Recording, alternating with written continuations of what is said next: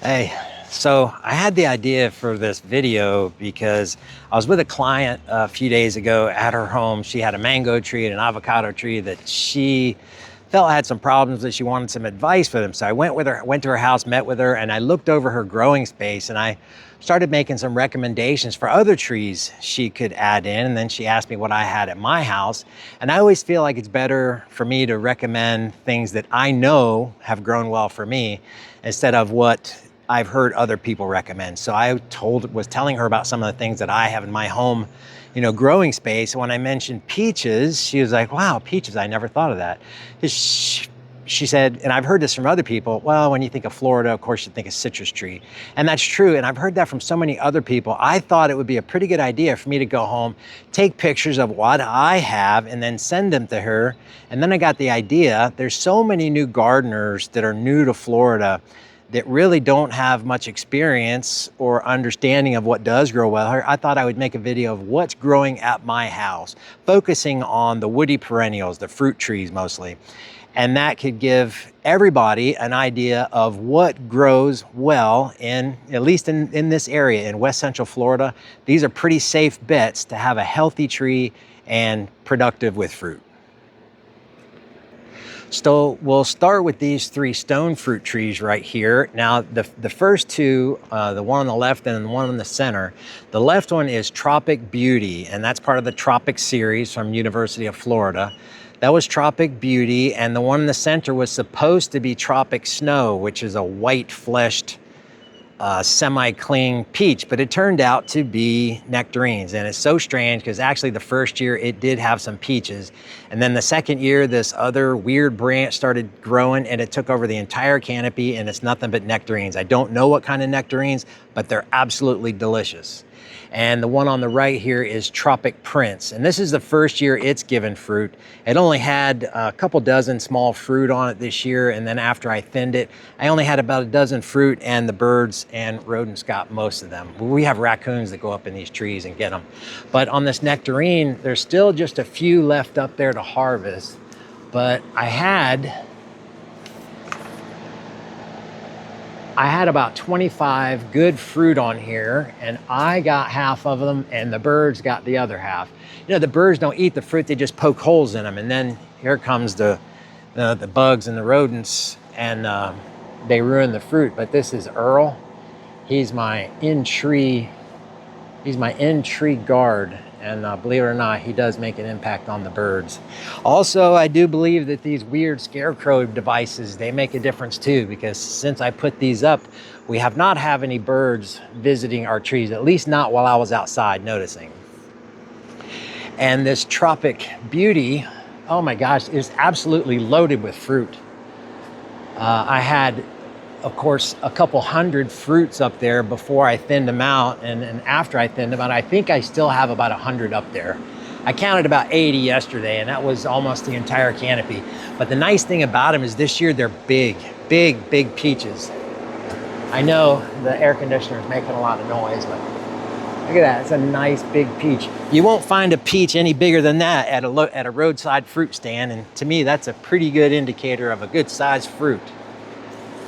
Nice big peaches. I haven't eaten any of these yet. They're almost ripe, and it's getting to the point where I can smell the peaches. So as soon as you can smell them and they have a little bit of give, it's time to harvest them. But I'm super excited about this tree this year. I've gotten fruit from this tree 2 years in a row, but I didn't thin them out. Since I didn't thin them out, what I had was a bunch of peaches that were, about 2 inches in diameter and weren't particularly tasty. So this year, I took everybody's advice.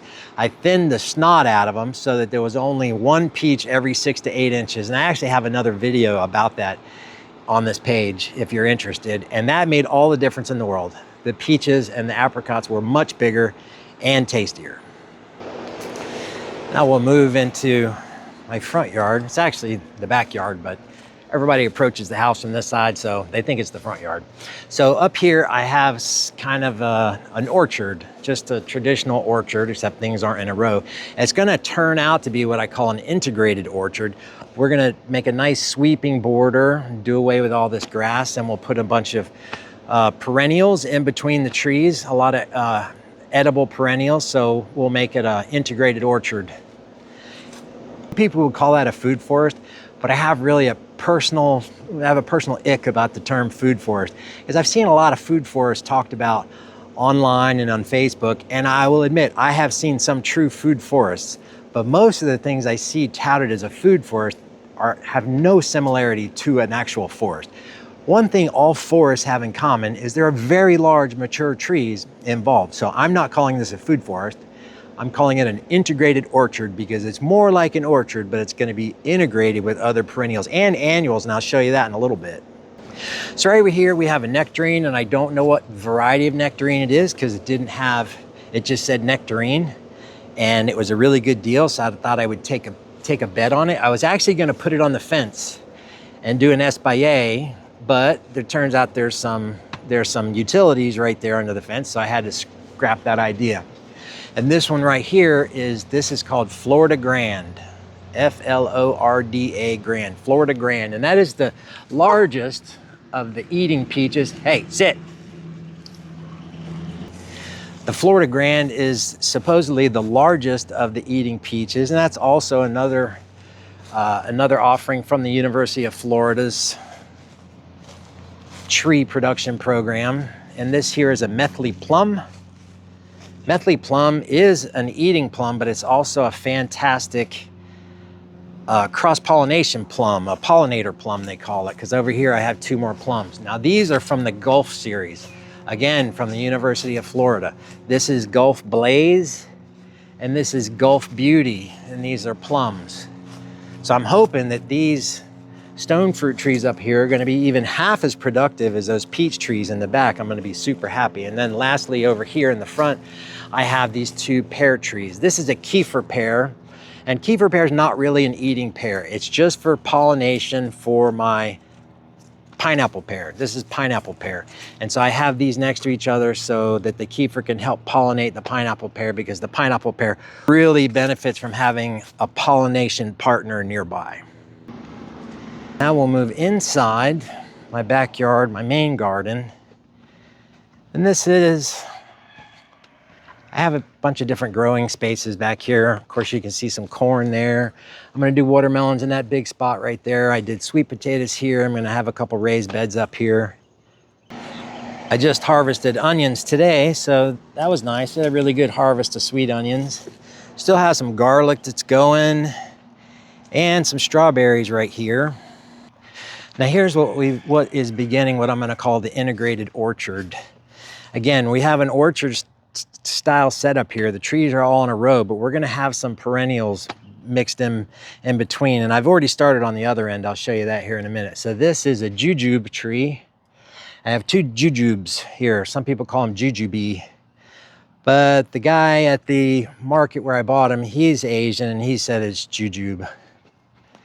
And then I'm gonna try again with the apples. I don't know why I feel compelled to try again with the apples.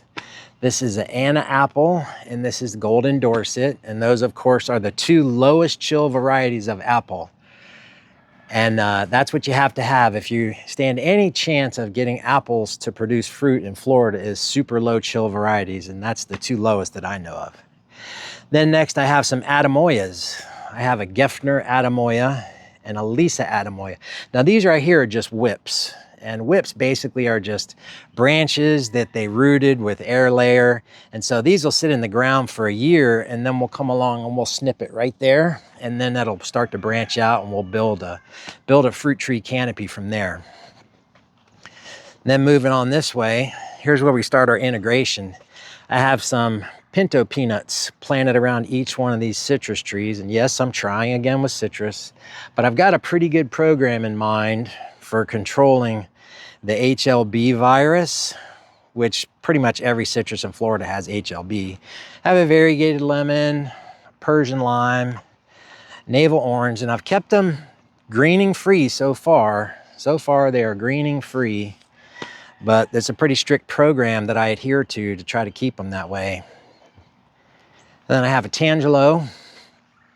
That'll be a good producer. Then I have a tangerine right here. And this is a different one. This has got a funny name. No, that was this one. It's called Ortanique Orange. It's kind of like a a tangerine type orange. So again, we get back to our integration. We have some pinto peanuts planted around the tree, and then right inside the well, I have cantaloupe and watermelon planted. And if you've ever grown watermelons and cantaloupes, you'll know that by the middle of the summer, all of this bare ground is going to be covered. And I also have some field peas I'm going to plant in here, and more watermelons, more melons. So all this bare ground is going to be covered up pretty soon. And then I've got 30 blackberry bushes. They're all going to go on the fence, all along the edge of the fence. And we'll use the fence as a trellis because this fence is south facing, so that's going to be perfect. We leave this main garden area and then we continue on with the orchard. We have avocados. This is Marcus avocado, also called the pumpkin avocado because it has a big giant round fruit. And this is the Brogdan, which is touted as one of the more frost resistant. I lost all of my avocados to the freeze a few weeks back, by the way. This was a super Haas, and I really don't know what's growing back from the base, but I'm going to leave it and we'll see what kind of fruit it produces. And even if it doesn't give great fruit, I will use this for rootstock for grafting. And then the Orinoco banana, of course, I still haven't cleaned it up from the freeze, but that's the Orinoco banana. I have another avocado here. This is my new Super Haas. That's been installed since the frost. And then over here we have a winter Mexican avocado. Yes, I know it's still a mess back here. And then I have some pineapples planted around the area. Over here next to the chicken run, I have blackberries. These are Primark Freedom blackberries. And they've been super prolific. Just the shrub itself has been super prolific. And you know, that's not even including the primocane that's here. You got the primocane. Then we got the floricanes that are taken off from the primocane. But this thing is really loaded down with fruit.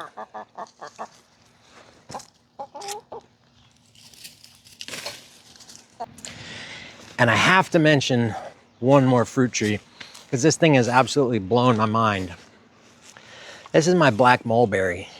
Now I put that tree in 3 years ago. It was 2023, and it had a trunk about 1.5 inches in diameter, and it was about 8 feet tall. So it's well over 20 feet now and has a 9-inch diameter trunk. So that's how fast it's grown. Now this was the first year that it gave fruit, and I guess through the whole 2-week season, I got about 2 gallons of mulberries off it. So that's pretty impressive for its first year of fruiting.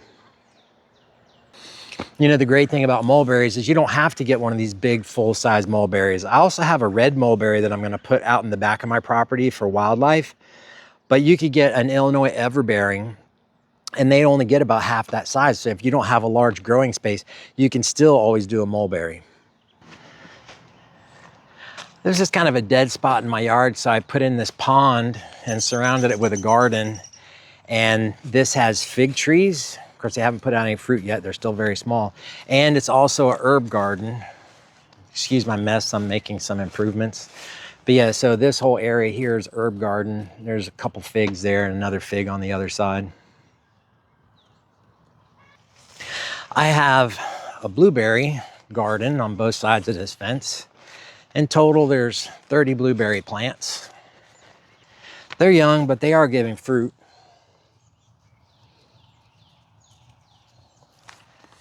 This is the other side of the fence with the rest of the blueberries. So I have southern high bush on the other side, and this is all rabbit eye bushes. It's kind of like a little temporary nursery right here. I have a Bailey's Marvel mango I'm going to try to grow. Supposedly it's the most frost resistant mango, but that phrase is even kind of a misnomer. And then here's that red mulberry I'll be putting out back. This is a nice big pineapple guava that we just got fruit on last year for the first time. It's 5 years old. We only got 2 little fruits on it, but it was nice. It's a nice addition. They are super frost resistant, very drought resistant. It gives a tasty fruit and actually an edible flower. So if you're thinking about a subtropical type hedge, pineapple guava is an excellent choice. It's not really a guava, that's just what they call it because the fruit looks like a guava. Now back here is my nursery area, and this is another nectarine that I've gotten. And I got this second nectarine. This is Sunbest nectarine. And I got this nectarine because the other nectarine gets picked over by all the birds. So I wanted to have 2 fruiting nectarines so that we would get enough fruit to let the birds take what they want, and we'll still get enough for the family as well. I feel kind of soft. I've got a loquat tree that I need to put in the ground. These are some of those blackberries that I need to get in the ground.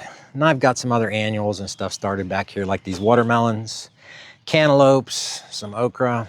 But again, a lot of it needs to get in the ground.